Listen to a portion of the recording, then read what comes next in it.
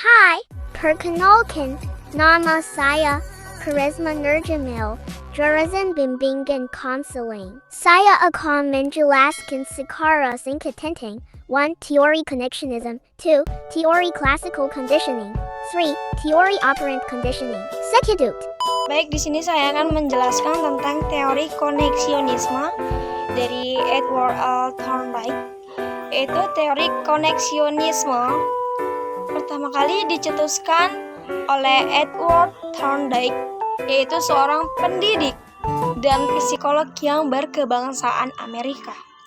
Menurut Thorndike, belajar merupakan sebuah peristiwa terbentuknya asosiasi antara peristiwa-peristiwa yang disebutkan dengan stimulus dan respon. Yang disebut dengan stimulus yaitu ialah hal apa yang dapat memancing terjadinya sebuah aktivitas belajar seperti dalam pikiran, perasaan, serta informasi lainnya yang ditangkap oleh panca indera. Sedangkan respon yaitu suatu reaksi yang timbul pada saat peserta didik melakukan proses belajar dan juga bisa dalam bentuk perasaan, pikiran, gerakan, ataupun perilaku.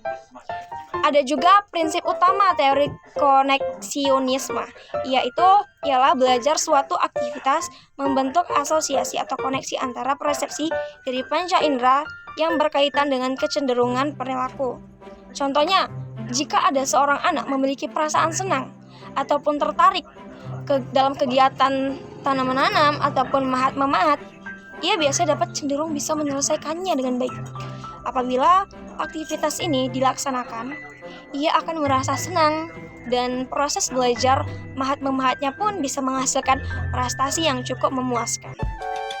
Yang kedua, di sini ada teori classical conditioning dari Ivan Pavlov, yaitu classical conditioning teori Ivan Pavlov adalah pengkondisian klasik yang menggambarkan proses pembelajaran melalui asosiasi stimulus dan dari lingkungan dan bersifat alamiah. Dapat diartikan juga bahwa classical conditioning sebagai pembentuk tingkah laku melalui proses persyaratan. Pavlov juga beranggapan bahwa tingkah laku organisme juga dapat dibentuk melalui peraturan dan manipulasi lingkungan. Contoh dari teori Pavlov yaitu aroma makanan atau tempat makanan, ringtone handphone, ataupun kebiasaan merokok. Ya, ini seperti ketika sedang berada di suatu tempat, seseorang perokok melihat ada asbak di sekitarnya.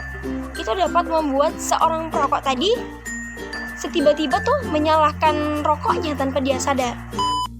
Dan yang ketiga ada teori operant dari conditioning dari B.F. Skinner.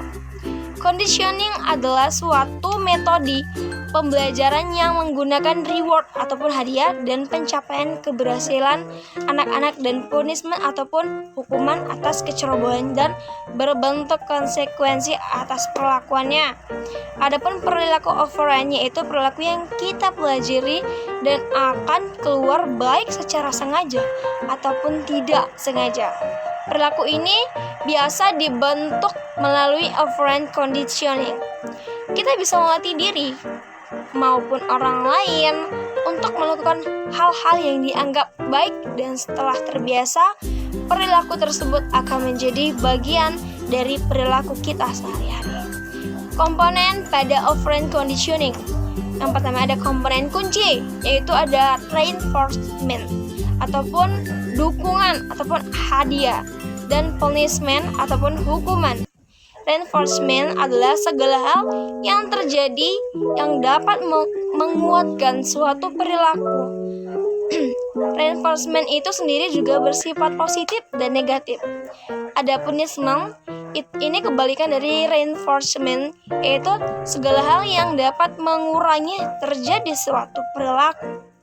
Punishment juga ada yang positif dan juga ada yang negatif. Baik, itu saja yang dapat saya sampaikan. Terima kasih.